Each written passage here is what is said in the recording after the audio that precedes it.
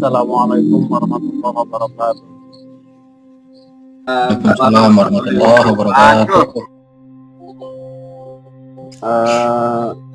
Dalam kesempatan ini sebagai pengganti dari Pak Ahmad Zubaidi, insya Allah akan membawakan sebuah tema Islamic Education and Indoctrination, tapi dalam hal ini saya akan berfokus ke pesantren salafiyah, peran pesantren salafiyah dalam upaya deradikalisasi agama. Lanjut. Pertama, sebagai institusi pendidikan Islam, pesantren memiliki peran penting sebagai agen kecerdasan, sebagai sokong guru pendidikan nasional. Meskipun sistem pendidikan pesantren telah lama menerapkan sistem tradisional, namun pesantren juga dianggap telah lama survive dalam sejarah perkembangan pendidikan di Indonesia. Lanjut. Pondok pesantren berkembang menjadi pusat tapakuh fiddin, mempelajari dan memahami berbagai disiplin ilmu agama dengan mendalam.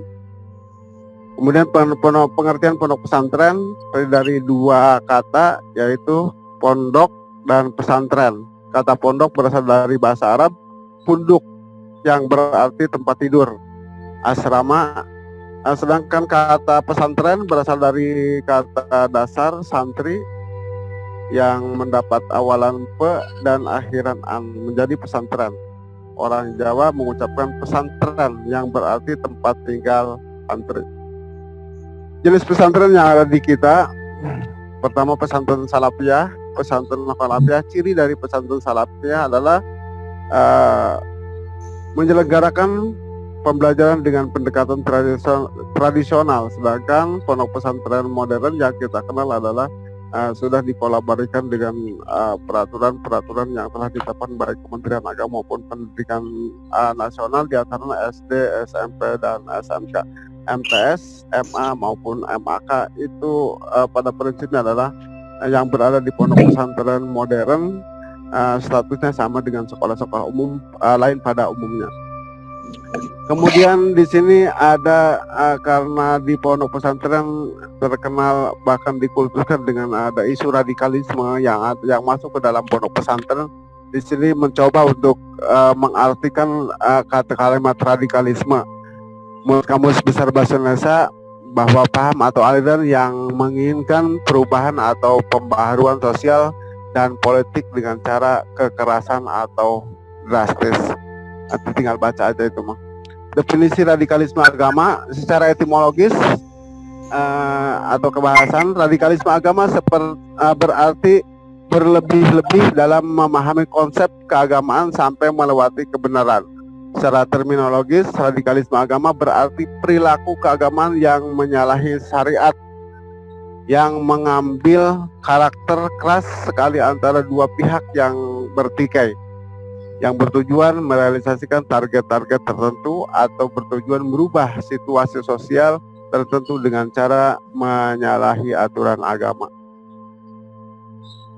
Kemudian kriteria radikal, yang pertama adalah kelompok yang mempunyai keyakinan ideologi tinggi dan fanatik yang mereka perjuangkan untuk menggantikan tatanan nilai dan sistem yang berlaku. Kemudian yang kedua, dalam kegiatan yang sering menggunakan aksi-aksi kekerasan dan bahkan kasar terhadap kelompok masyarakat lainnya yang dianggap bertentangan dengan keyakinan mereka. Kemudian secara sosio-kultural dan sosio-religius, mereka mempunyai ikatan kelompok yang kuat dan menampakkan ciri-ciri penampilan diri dan ritual yang khas.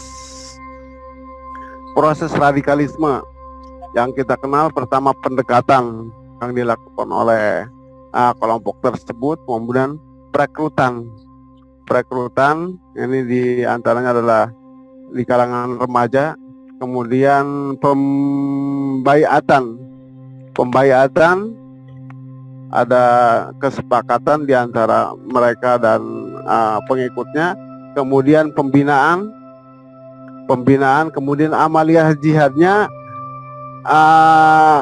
penggalangan dana, perekrutan anggota baru, i'dad atau pelatihan, fa'i perampokan, hialat atau pembunuhan, istimata atau bom bunuh diri. Itu yang kita kenal. Faktor radikalisme, pertama sosiopolitik, kemudian emosi keagamaan, yang ketiga adalah kultur, yang keempat ideologi anti westernisme, kemudian yang tidak menentu. Stigma radikalisme dalam Islam. Gerakan radikalisme itu sebenarnya merupakan buah dari pemahaman skriptualistik verbalis terhadap teks-teks keagamaan yang dipaksa untuk melegitimasi violence action dengan menyeru jihad menebar teror atas nama Tuhan. Langkah radikal mereka diabisahkan dengan semboyan la hukma illa lillah, tidak ada hukum kecuali bagi Allah, dan la hukma illallah, tidak ada keadilan selain Allah. Ini yang mendasari mereka tergolong radikalisme. Yang pertama adalah bahwa di situ ada kalimat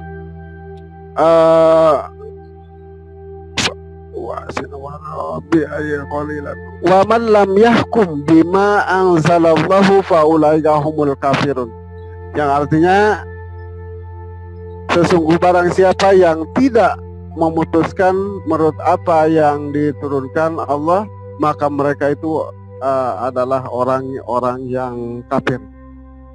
Itu dasar-dasar adanya itu. Kemudian upaya mencegah radikalisme lewat peran pesantren salafiyah dalam upaya deradikalisasi agama.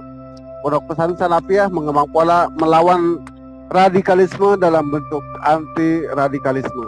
Gerakan anti radikalisme diwujudkan dalam bentuk kontra radikalisme dengan pendekatan kultural melalui karakter building. Berwujud adanya metode penafsiran secara inklusif terhadap berbagai kajian kitab kuning, adanya pendidikan karakter dan pengenalan hidup bermasyarakat secara lebih mendalam. Selain itu juga penggunaan pendekatan formal dengan mengintegrasikan sistem pembelajaran, relasi sosial kelembagaan, dan tata kelola pesantren. Spirit anti radikalisme yang dimiliki oleh salafiyah dengan cara menanamkan dan mengamalkan ajaran aswaja yang mengajarkan adanya prinsip tasamu, toleransi atau tawasud, sederhana, ta'awun, tolong menolong, dan tawazun, keseimbangan.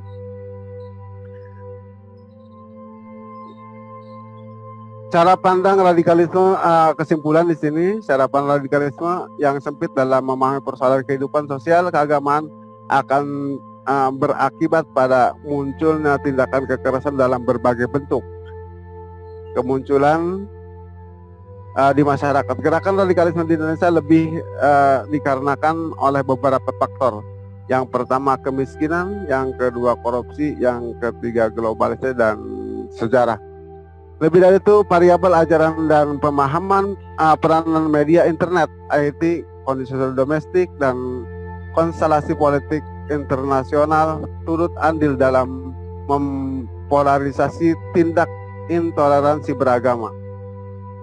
Agar dapat meredam sekaligus memotong akar radikalisme tersebut, hendaknya masing-masing variabel memicu harus dipangkas. Namun demikian, hal itu tentu sangat sulit kalau tidak dikatakan mustahil. Hanya saja berbagai upaya penghambatan dan peminimalisan gerakan radikalisme harus disemaikan tanpa henti. Barangkali itu saja yang dapat saya sampaikan pada kesempatan ini. Mohon maaf segala kekurangan. Mohon masukan dan saran atas apa yang telah saya cantumkan dalam makalah ini. Wallahul muwaffiq ila aqwamit thoriq. Assalamualaikum warahmatullahi wabarakatuh. Ya, lanjut untuk diskusi. Silakan untuk mengawali dari penjelasan Pak Rusdin untuk mengomentari, menanggapi ataupun menambahkan Bismillahirrahmanirrahim. Assalamualaikum warahmatullahi wabarakatuh. Waalaikumsalam. Waalaikumsalam Pak Kiai.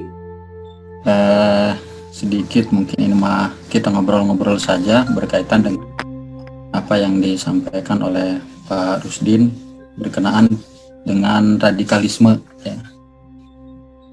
Kalau kita lihat di era sekarang ini sesuai dengan yang apa dipaparkan oleh Pak Rusdin tadi, bahwasanya radikalisme itu banyak yang melatih, diantaranya faktor internet, kemudian faktor politik dan lain sebagainya di sini. Tetapi tentu kalau saya mengamati sejarah Indonesia diawali dengan adanya radikalisme itu ya paling tidak fokus ke pasca kemerdekaan ya. Dulu tokoh perintis kemerdekaan melalui BPUPKI itu kan ada di antaranya ada Kahar Muzakir ya. Itu masuk pada panitia 9 atau panitia kecil itu. Nah, kemudian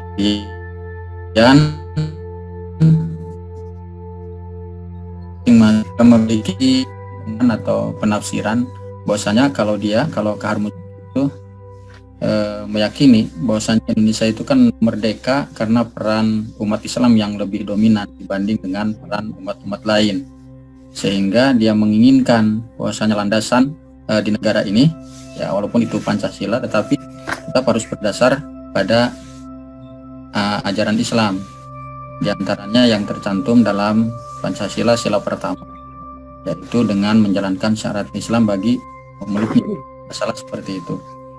Nah, kemudian hal ini tentu tidak serta-merta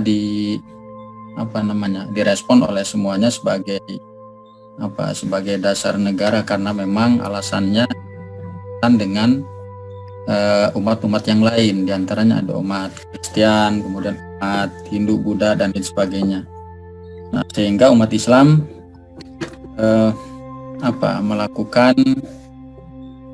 atau memberikan pengorbanan yang besar lagi dengan cara mencoret atau tidak mencantumkan syariat Islam itu. Nah, hal ini sebenarnya memunculkan bagi Kahar Muzakir, kalau pengamatan saya, munculkan bagi Kahar Muzakir sebuah perlawanan, sehingga muncul radikalisme awal. Radikalisme awal ini dengan adanya DITII, Darul Islam, Tentara Islam Indonesia. Nah, yang kemudian sekarang dilanjutkan dengan gerakan, kalau kemarin-kemarin ya, ada gerakan Negara Islam Indonesia atau NII itu. Nah, yang dimaksud oleh saya di pernyataan saya di sini bahwasanya ternyata radikalisme juga bukan karena faktor dari gejolak masyarakat itu sendiri, tetapi karena memang mungkin dari pemerintah kurang mengakomodir berkenaan dengan keinginan atau buah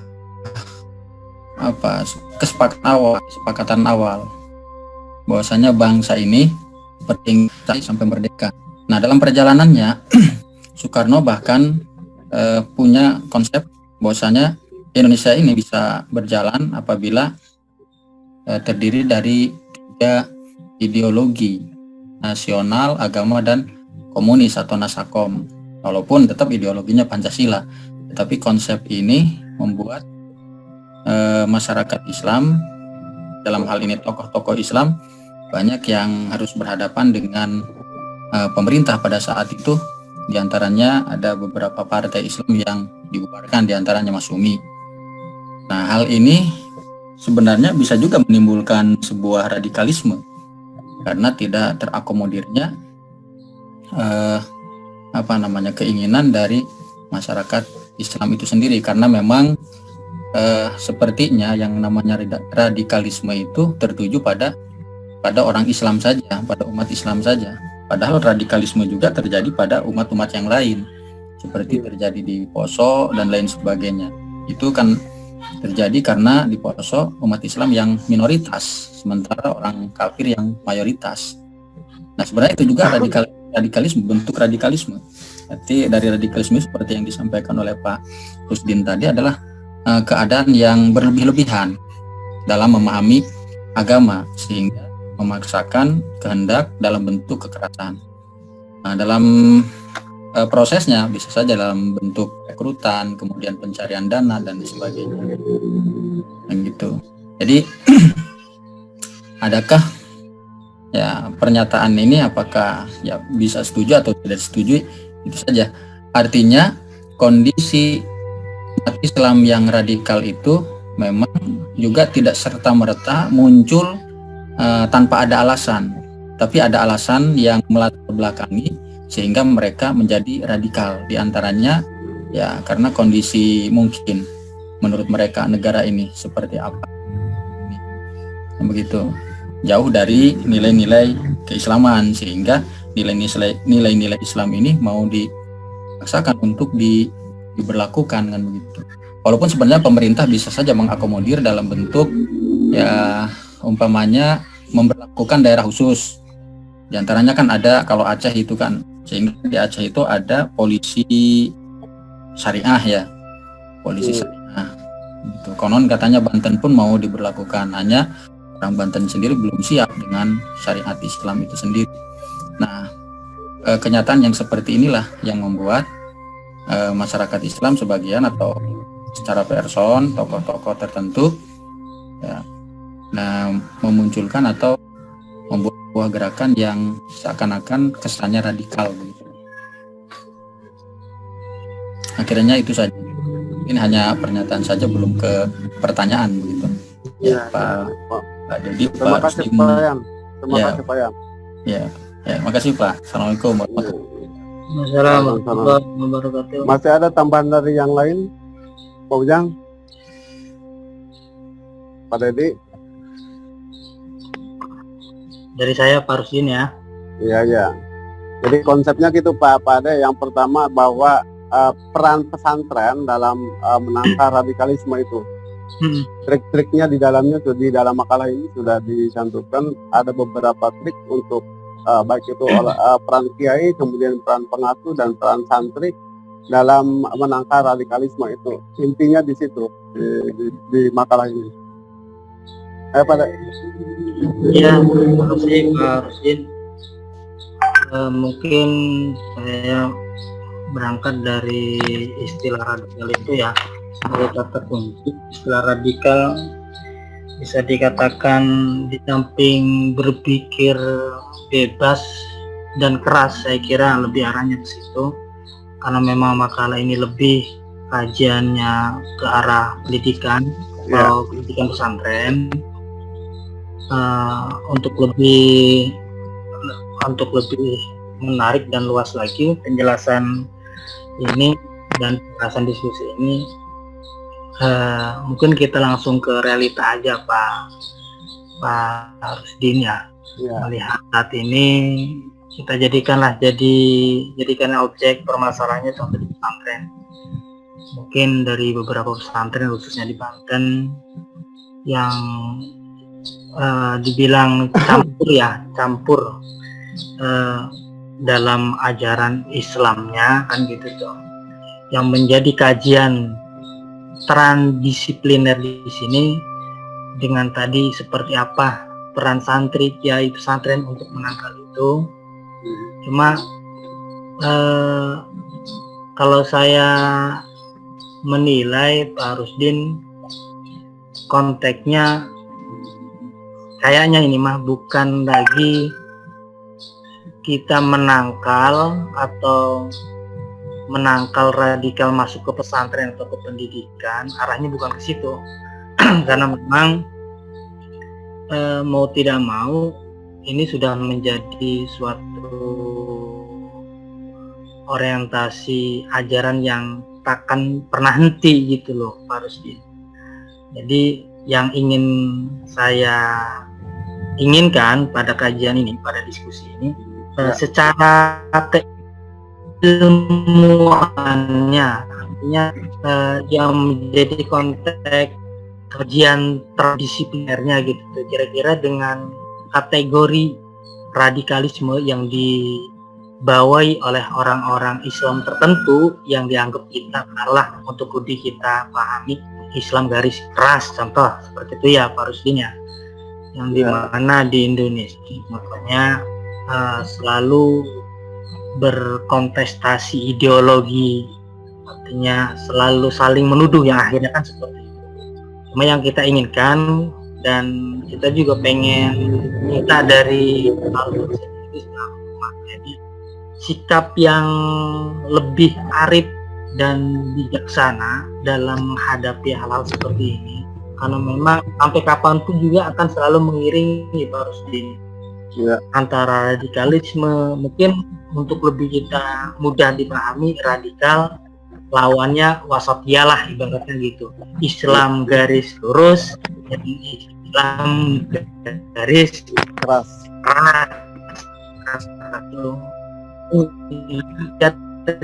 Kita pikir Islam garis paling benar, dan kita juga berpikir itu kira-kira biar kita ini memiliki penilaian yang bijak dan arif disertai dengan keilmuan-keilmuan yang sangat mendalam, karena memang kita juga punya pembekalan dalam dunia pendidikan dan pesantren, salah satunya Pak Rusdi sendiri. Ya kira-kira seperti apa gitu dalam bentuk kaji transdisipliner di sini yang memiliki latar belakang ajaran-ajaran Islam garis keras itu tidak masuk dalam konteks transdisipliner ataupun tidak, kan seperti itu Pak Rusdin. Mungkin itu aja sih Pak Rusdin, untuk lebih apa kira-kira untuk menanggapinya, bukan kalau santri pesantren seperti apa nih adanya radikalisme itu seolah ada penilaian ke salah satu pihak gitu loh Pak Rusdin. Kira-kira biar kita berpikir adanya keseimbangan antara keduanya itu. Mungkin itu aja Pak Rusdin ya. Terima kasih Pak Rusdin.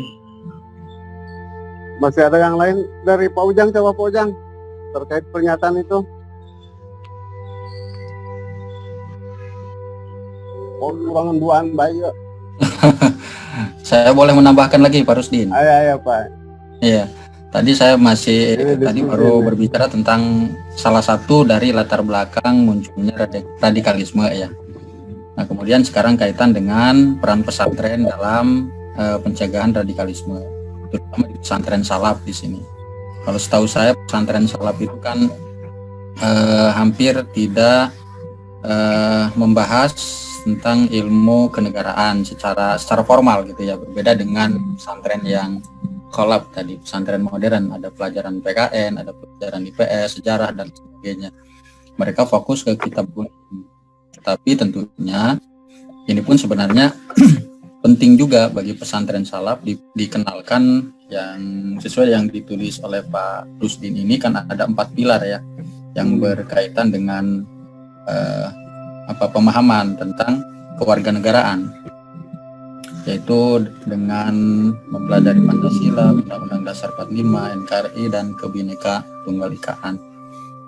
Nah, saya rasa sangat penting juga kalau memang ini dasarnya dimulai dari pesantren, karena memang pesantren saat ini selalu dalam tanda petik dituduh sebagai gerakan dari radikalisme.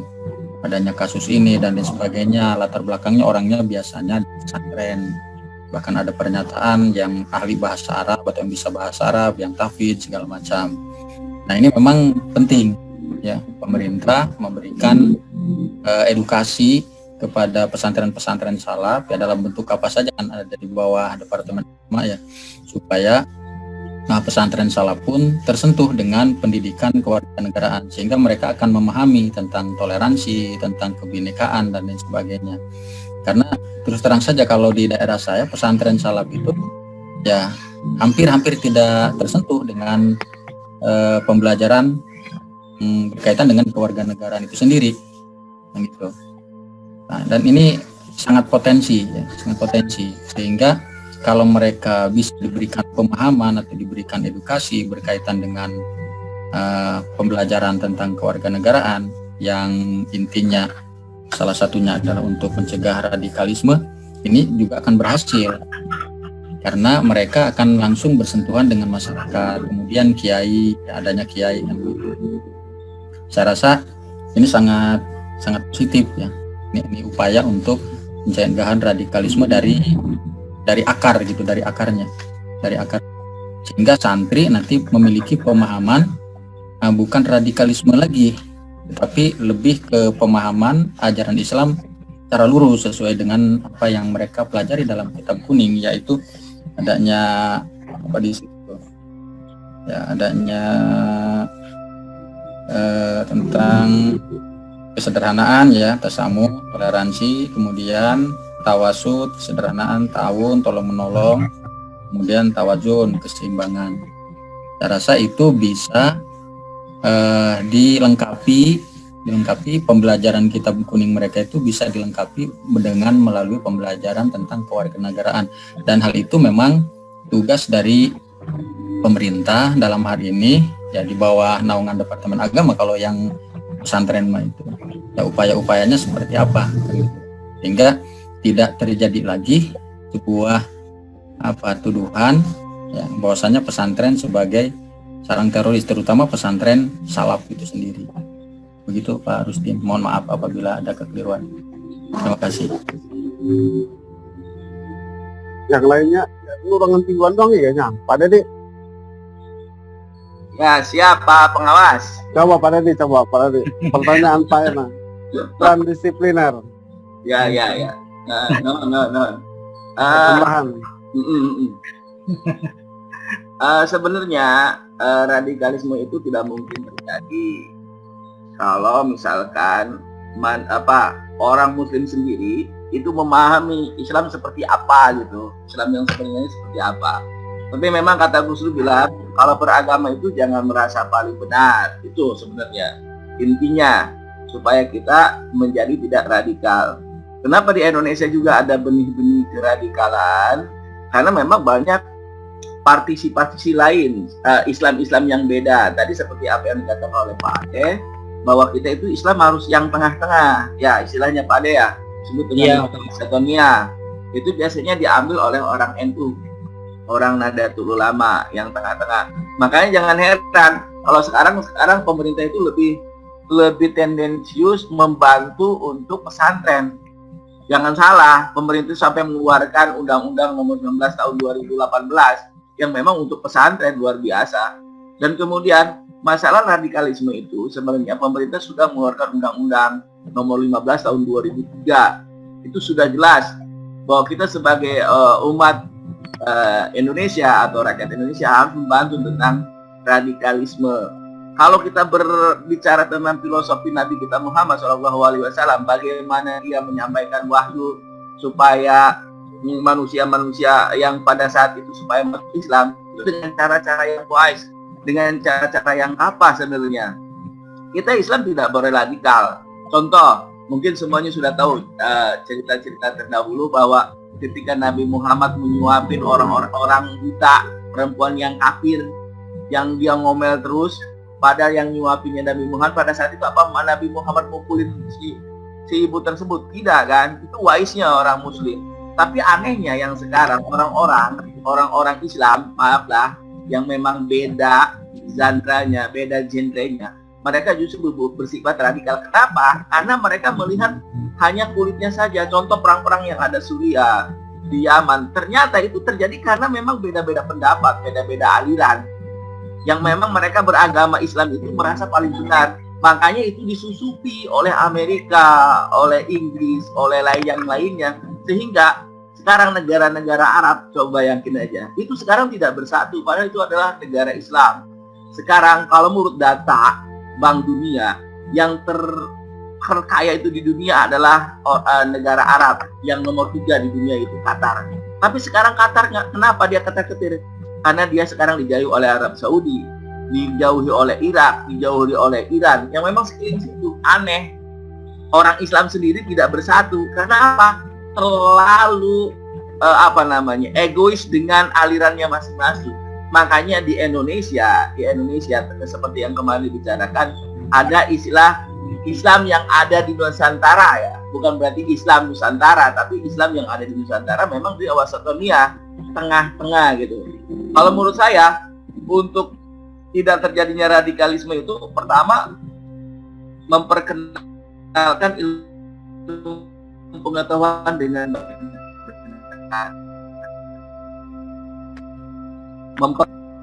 jangan berasa bahwa beragama itu paling benar. Tapi memang benar agama Islam itu paling benar, tapi jangan merasa paling benar.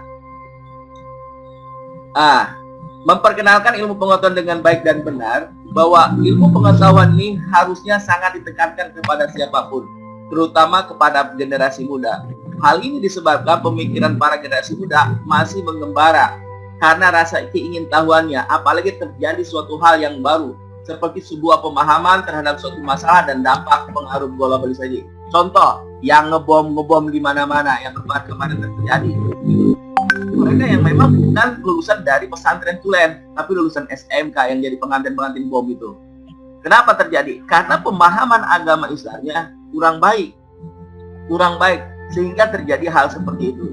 Sebenarnya kalau mindset kita, misalkan kita menunjukkan ke anak didik kita, peserta didik, dengan cara Islam adalah rahmatan lil alamin. Seperti saya setuju dengan apa yang dikatakan oleh Pak Yayan tadi, bahwa Islam itu harus toleransi, tasamu, menghormati dan lain sebagainya.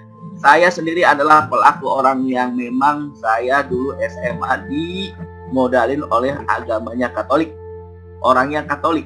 Sampai saya lulus SMA, dia luar biasa toleransinya. Padahal dia makan babi, dia punya anjing, tapi untuk makan saya dibedakan. Itu luar biasa. Makanya saya merasakan bahwa memang Islam itu harus toleransi. Agama Katolik pun mengajarkan seperti itu. Terima kasih Pak Rusdin. Ya, makasih. Yang lain Pak, barangkali ada tambahan? Baik Pak Rusdin, saya nambah ya. Ada Pak Bojang, makasih.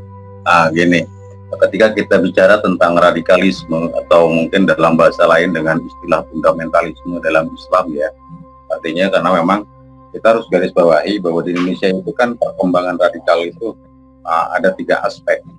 Pertama, dia yang berpikir tentang radikal tentang keyakinan. Sering kita dengar barangkali di Indonesia itu banyak yang punya haluan itu, haluan takfiri ya. Artinya kalau di luar aliran mereka, maka itu kafir. Nah ini pertama akar persoalannya menurut hemat saya. Jadi dalam konteks ini, yang menjadi penyebab utamanya adalah itu adalah keyakinan. Ketika tentang berbicara keyakinan, maka itu adalah ruang yang tidak bisa diganggu-gugat. Karena Islam memang radikal. Sepakat nggak Pak Rusdin? Kalau Islam itu radikal. Kalau saya sepakat Pak Ujang. Ya, memang betul. Coba aja lihat dari ayat yang dibawa saja oleh Pak Rusdin kan dikatakan. Kan? Sudah seperti itu. Jadi jelas orang yang tidak berhukum dengan hukum Allah ya radikal. Dalam konteks radikalisme atau fundamentalisme, yaitu dalam aspek keyakinan. Nanti masuk dalam konteks ruangnya itu space tindakan. Maka ini yang harus kita kelola menurut hemat saya. Ketika sebuah keyakinan tidak bisa diganggu-gugat Pak, karena itu adalah sifatnya kan tidak kita. Lalu kemudian dalam konteks tindakan ini barangkali yang sedikit harus kita pelihara. Ketika misalkan ayat Al-Quran mengatakan kamu mau nggak disediakan surga oleh Allah, itu ayat Qurannya jelas banyak Pak. Misalkan yang penting kamu berjihad di jalan Allah. Nah disinilah makanya ruang jihad itu tidak dimaknai sebagai makna yang letterlock. Kadang-kadang orang-orang fundamentalisme itu atau orang-orang yang radikal, mereka itu memahami Al-Quran secara letterlock saja, bahwa jihad dalam konteks sekarang itu masih ditamakan dengan konteks dan ruang waktu yang masa lampau, masa Rasulullah gitu misalkan. Nah itu kan sudah tidak relevan. Maka dalam konteks tindakan, jihad di masa kini itu sudah tidak ada jalurnya, jalur peperangan atau jalur membom, jalur apa, itu sudah tidak relevan. Yang relevan itu adalah aktualisasi dari makna jihad. Menurut hemat saya itu itu akar persoalannya. Nah lalu kemudian bagaimana upaya yang bisa dilakukan? baik itu di tataran atas sampai ke bawah. Tataran atas misalkan tentu saja, karena memang kalau kita lihat kan faktor para pelaku pemikir fundamentalis atau radikal itu kan tidak hanya tidak hanya diisi ruangnya itu oleh orang-orang yang tingkat pendidikan bawah, menengah ke bawah atau menengah ke bawah. Kalau kita lihat itu bisa sudah ada kesamaan varian pendidikan dari Dr. Azhari misalkan ya, bahkan itu bukan orang-orang sembarangan ya, dalam pengertian itu mereka melakukan tindakan-tindakan radikalisme melalui tindakan tadi. Nah itu maksud saya. Nah maka fungsinya apa yang bisa dilakukan di tingkat pesantren misalkan? Maka yang pertama adalah jalankan fungsi religius yang tepat. Dalam pengertian di pesantren itu jangan senantiasa didoktrinisasi dengan pemahaman-pemahaman agama yang letter tadi. Ya. Upayakan di pesantren itu memberikan pemahaman teks Al-Quran dan hadisnya, ya barangkali diceritakan dengan asbabun nuzulnya, dengan asbabul wurudnya. Contoh lah misalkan, kenapa tadi ada ayat Al-Quran tentang kalau tidak berhukum dengan hukum Tuhan, maka kamu nyatakan orang-orang yang jauh dari Tuhan misalkan. Atau mau nggak kamu ditunjukkan jalan menuju surga melalui jihad, maka itu kan letter Pak memahaminya. Maka harus dikaitkan dengan asbabun nuzul, asbabul wurudnya. Kenapa ini ayat itu keluar? Kontekstualisasinya dengan zaman sekarang bagaimana? Ya, itu maknanya pemahaman teks Al-Quran dan hadis menurut peristiwa yang mendahului turunnya ayat dan latar belakang sosial budaya tentunya. Maka ini harus diajarkan di pondok pesantren, terutama pesantren yang salafi. Karena tadi kan kata Pak Yayan, kalau pesantren itu terkadang mereka tidak mendapatkan asupan pendidikan yang sifatnya ketatanegaraan misalkan. Padahal kan Imam Al-Ghazali sudah mengarang sebuah kitab tentang bagaimana tata negara gitu ya. Apa tuh kitabnya Pak Rusdin? Lupa saya itu. Limul Fudola Pak. Itu masalah Limul Fudola ya. Halo, Kamul apa itu ya, saya lupa. Ada Pak Ujang menghafal Pak Rusdin, kita Pak canggih. Waduh. Nah, itu yang pertama fungsi religius. Artinya fungsi religiusnya harus diterapkan secara mutlak itu di pondok pesantren. Jadi bukan cuma didoktrinisasi dengan pemahaman-pemahaman agama dengan literatur yang sifatnya letterlek tadi. Tetapi justru ketika misalkan materi tentang tafsir menjelaskan ayat-ayat Al-Quran tentang jihadis, ya harus dijelaskan sebelumnya seperti apa. Maka disitulah fungsinya tadi pemahaman yang wasatiyah, tasamuh gitu tadi itu ya dikembalikan. Walaupun itu sebenarnya doktrin-doktrin aswaja ya. Aswaja. Iya. Yang kedua, barangkali yang bisa kita coba aplikasikan di tingkat tataran pesantren itu adalah menanamkan nilai-nilai sosial. Maksud saya, ya tadilah seperti Bapak-Bapak sudah sampaikan, penanaman tentang nasionalisme, bagaimana kita harus memahami tentang Indonesia itu adalah bukan negara khilafah, gitu ya. Tapi Indonesia itu sudah betul-betul panding-pandar itu sudah menerapkan pola yang betul-betul wasatiyah dengan Pancasilanya gitu. Sehingga kan itu jiwa-jiwa yang sifatnya plural atau pluralisme ya. Jadi memahami bahwa kebinekaan itu mutlak dan itu dari Tuhan sudah dijelaskan bahwa Tuhan itu menciptakan manusia bersuku-suku, berbangsa-bangsa. Itu hanya untuk saling kenal mengenal. Bukan tidak puasa, Allah itu menciptakan manusia dalam satu aliran, dalam satu suku bangsa, bukan. Tetapi justru hikmahnya adalah bagi manusia. Nah ini maksud saya, barangkali bisa diaktualisasikan di tingkat tataran pondok pesantren, yaitu fungsi edukasi ya. Pertama fungsi religius, yang kedua fungsi edukasi juga harus betul-betul diterapkan. Artinya fungsi religius tadi tentang kajian-kajian agama, mungkin kitab-kitab kuning, kitab-kitab salafinya diterapkan, tetapi harus ada fungsi edukasi, yakni tentang bagaimana pembentukan karakter bintling yang sifatnya penerapan nasionalisme dan sikap-sikap pluralisme ya. Lalu yang ketiga tentu saja menurut hemat saya dalam konteks fungsi pesantren dalam upaya menangkal paham fundamentalisme dan radikalisme itu adalah menjalankan fungsi sosial dari pesantren. Ya.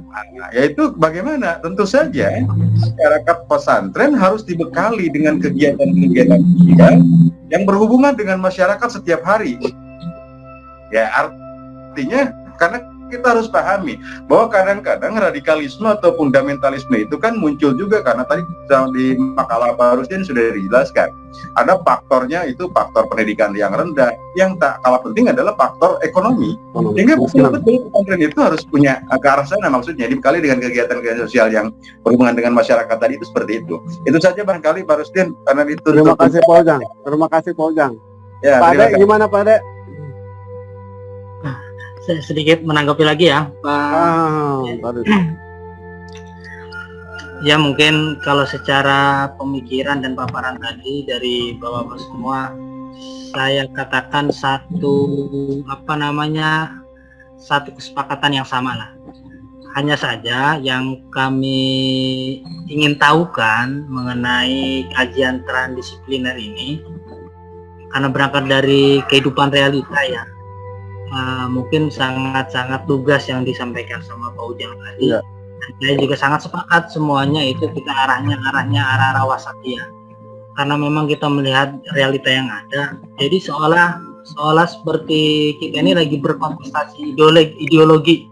Walaupun memang kita adakan sebuah trans ideologi yang ada di Indonesia ini, mungkin ada kajian tersendiri untuk menangani dan sikap-sikap tertentu sehingga akan melahirkan sesuatu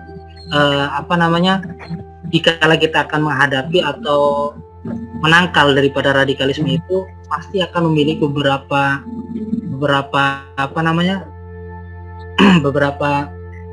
komponen-komponen atau penangkal radikal itu sudah tersusun secara tertib lah. Makanya yang kami inginkan kira-kira arahnya nih berangkat dari realita yang ada, dari pembawa radikalisme ini yang sebelah lah, itu kan nggak ada matinya nih sampai saat ini Pak Rusdin ya, nggak ada matinya nih. Apakah dari kita ini ada sisi kelemahan dari pembuatan katakanlah kurikulum yang di dalamnya memiliki kajian secara universal sehingga kita merujuk ke paham wasatiyah sehingga tidak menjadi paham agama yang berlebih-lebihan seperti itu, karena memang itu pun yakin mereka ini punya dasar, punya guru, punya sanad tersendiri gitu. Walaupun kita melihat dari sejarah mulai dari zaman sahabat Nabi terus sampai ke sininya mungkin nggak seperti apa-apa, dan kalimat radikal itu kan ya kita sepakati memang Islam itu radikal karena memang secara bahasanya kan akar, sangat-sangat mengakar. Soalnya kita harus mempelajari Islam lebih mendasar. Tetapi secara kajian transdisiplinernya, kalaupun memang semua Bapak sepakat seperti itu, lalu yang kedua, apakah dengan kajian Islam radikalisme ini untuk kita sama-sama tumpas yang saat ini sedang berjalan berkontestasi antara wasatiyah dan radikalisme, dan kayaknya susah amat gitu tuh, radikalisme itu selalu bergelimangan gitu tuh ibaratnya, apalagi di pesantren-pesantren, di sekolah-sekolah sampai saat ini, dan saya yakin kayaknya kedepannya juga akan semakin marak itu harusnya. Sepertinya ada salah satu titik kelemahan sehingga kajian radikalisme ini tidak masuk dalam konteks transdisipliner gitu tuh. Artinya istilah itu kita buang gitu tuh, yang sehingga memahami agama itu selalu berlebihan. Saya rasa untuk paham yang awal tadi disampaikan oleh Bapak, saya sangat sepakat, semuanya kita satu misi lah, satu pemahaman. Tapi dengan menghadapi hal-hal yang demikian itulah gitu. Kira-kira ya kita mohon penjelasan juga sama Pak Ujang, kira-kira seperti apa itu Pak Ujang? Itu Pak Rusdin. Ya, makasih Pak. Pak Rusdin. Ya. Mohon nanti terminologi radikal itu jangan sampai bicaranya dengan anak-anak SMA ke bawah bahwa Islam itu radikal. Memang betul secara keimanan itu radikal, tapi jangan sampai leksikal itu nyampe ke anak-anak, karena kalau mereka itu akan pemahamannya cetek. Kalau untuk kita ya nggak masalah, tapi yang jelas radikal itu hanya untuk keimanan kita kan ya. Tapi untuk hal-hal yang tadi seperti disampaikan oleh Pak Ujang, sosial, kemudian dan lain sebagainya, itu memang kita tidak gitu loh. Jangan sampai hal ini justru muncul, makanya ini akan tumbuh terus Pak Ade. Ini akan tumbuh terus, akan tumbuh radikal yang memang radikal yang jahat tadi gitu loh. Karena saya jamin loh, saya jamin 99% untuk pesantren yang memang pesantren itu mereka nggak mungkin radikal, tapi radikal dalam hal keimanannya saja. Coba mungkin Pak Ujang, Pak Ade, Pak Yan dengan Pak Usin dan sebagainya itu belajar jurumiyah, mungkin kalau saya kan bukan anak orang pesantren, ternyata dari jurumiyah pun itu filosofinya banyak sekali kalau dipelajari di pesantren itu. Bagaimana grammatically untuk bahasa Arab itu ternyata masih banyak padadannya, masih banyak bagaimana kalau mubtada itu ternyata tidak harus mu'anas dengan mu'anas, mujakan dengan mujak, katanya tak ada sistem lain. Ternyata di Islam pun filosofinya ya kita harus beradaptasi dengan yang ada, kecuali keimanan gitu loh. Itu sudah jelas-jelas dikatakan diajari seperti itu di dalam jurumiyah, di alfiyah dan lain sebagainya. Itu dalam kesalahan ada loh, apalagi dalam ilmunya seperti itu. Oke, terima kasih Pak Rustin. Ya, sama-sama. Ayo pojang. Kalau saya sepakat ini adalah konsumsi mungkin barangkali, tetapi secara akadiyah atau secara keyakinan ya, tadi kita pahami bahwa orang itu akan lebih memahami agama kalau dia memahami secara komprehensif. Maksud saya pahami dulu Pak Dedi tadi terminologi dasarnya. Oh iya betul, banyak kok ayat Al-Quran itu memang seperti itu, kan itu sudah mutlak Pak, tidak bisa dirubah. Maka bagaimana kita itu loh ya, bagaimana kita mengaktualisasikannya di dalam konteks kehidupan sosial. Tentu kalau menyampaikan, Rasulullah katakan khatibun nas ala qadri unqulihim. Kita berbicara itu harus sesuai dengan konteksnya, dengan wadoknya. Saya yakin kalau di sini wah udah dah mateng pada dia. Tapi kalau sampai keluar kan bahaya. Apalagi kalau tinggal yang mateng Pak Ujang.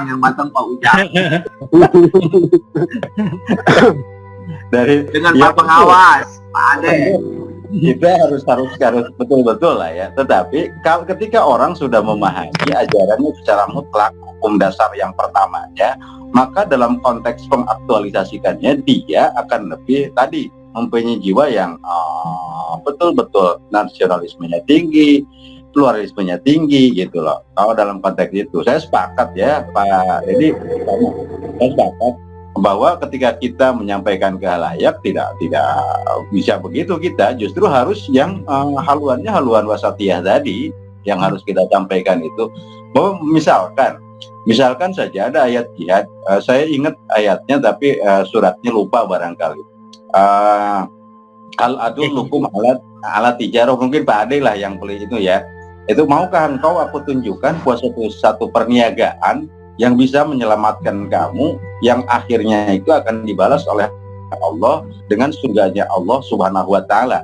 Yang pertama, tu'minuna billah, beriman kepada Allah, digabung lagi dengan kalimat tujahidu fisabilillah. Itu kan kalau memahami ayat itu secara lengkap, maka akan muncul jiwa-jiwa yang sangat fundamental itu, jiwa-jiwa radikal. Maka ketika pemahaman agamanya, maaf ya, dalam pemahaman agama dasar tadi kata Pak Dedi itu dikatakan bahwa ketika terorisme itu muncul, kamu pemahaman agama jadi cetek gitu. Jadi memahami agama letterlock tadi Pak, mananya itu secara tekstual.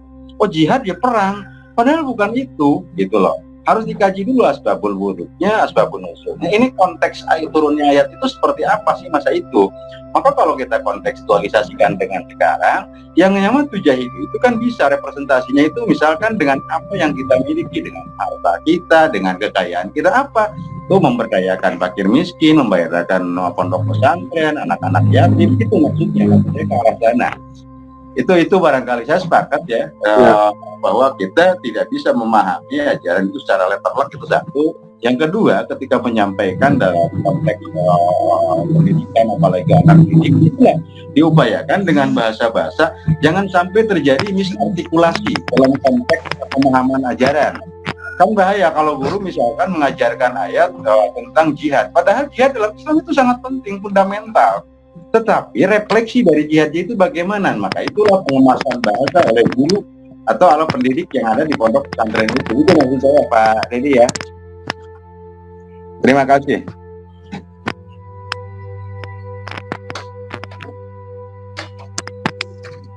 Terima kasih Pak Ujang. Ya, Apa disimpulkan?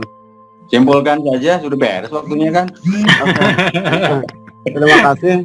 Ternyata teman-teman semua lebih jauh memandang tentang radikalisme yang berada di pendidikan yang harus diterapkan atau upaya pesantren dalam menangkal radikalisme. Kalau saya dalam makalah ini punya keinginan yang pertama bahwa proses pendidikan yang ada di pesantren itu kita mengacu pada 3 hal. Pertama, manusia itu sendiri, pertama man arofa nafsahu faqad arofa rabbah. Kalau pertama memahami dirinya dulu. Kalau dia sudah tahu tentang dirinya, maka akan tahu tentang Tuhannya. Kemudian dalam konteks kepribadiannya, usikum wa nafsi bitaqwallah gitu.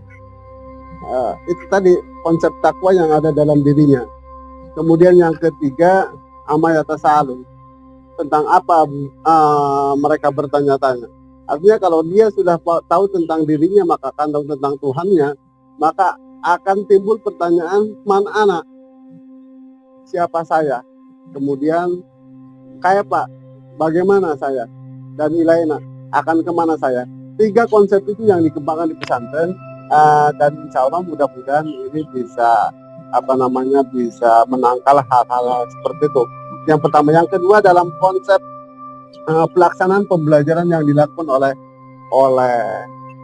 seorang pengurus atau kiai dalam pesantren tersebut, bahwa transdisipliner itu bukan suatu disiplin tapi suatu pendekatan dalam menyampaikan suatu ilmu pengetahuan.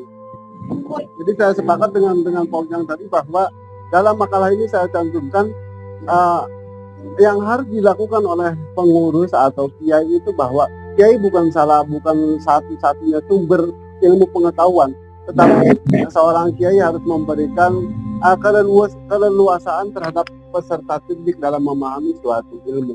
Maka yang terjadi di kita barangkali yang terjadi di Malingping nih Pak, terjadinya radikalisme itu disebabkan karena satu, di kita ada liko, liko itu dalam arti di sini negatifnya. Jadi yang direkrut itu orang yang baru mengenal agama 1 atau 2 hari. Artinya dalam memahami suatu ilmu itu harus secara utuh dan diambil dari berbagai sumber gitu. Jadi seorang kiai harus legowo terhadap santrinya bahwa mengatakan bahwa kiai itu bukan satu-satunya sumber hukum yang dipegang oleh santri, tetapi kiai harus memberikan keluasan terhadap santrinya mengambil beberapa sumber hukum untuk dijadikan pegangan oleh dirinya. Tuhannya, kemudian hubungan dirinya dengan manusianya, kemudian hubungan dirinya dengan alamnya, muamalah Allah, muamalah manas, dan muamalah malam itu insya Allah kalau itu dikembangkan mudah-mudahan bisa meminimalisir terjadinya radikalisme yang ada di pesantren. Barangkali itu Pak Ujang, mohon maaf, dan yang teman-teman yang lainnya, makalah yang saya tulis ini tidak greget gitu, tapi ini adalah kemampuan yang saya tuangkan dalam makalah ini. Terima kasih. Assalamualaikum warahmatullahi wabarakatuh.